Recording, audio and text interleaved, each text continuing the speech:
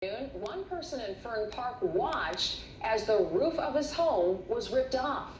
Fox 35's Larry Greenberg talked to that homeowner. Well, it's going to take a while to clean up this kind of damage. Take a look at this roof right here and the way that it is just blown off of the top and is now laying, partially at least, on the ground with pieces all over the place. You almost have to see it to believe it. I just happened to look up and a foam cloud was moving across the lake. The afternoon storms took out their aggression on Steve Mosley's roof, pushed to the ground, blocking the entryway to his house in Fern Park. Now he and his neighbors are questioning whether it was a tornado. It's shocking, especially to see all the other houses around here that weren't touched at all.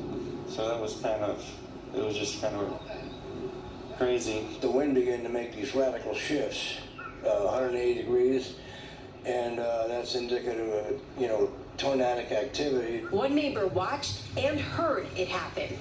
I kept looking because it got pitch black, and that's not a good sign, and you can hear this almost like a freight train sound. Hitting just the house, knocking off shingles and boards and sending insulation flying across the yard and street.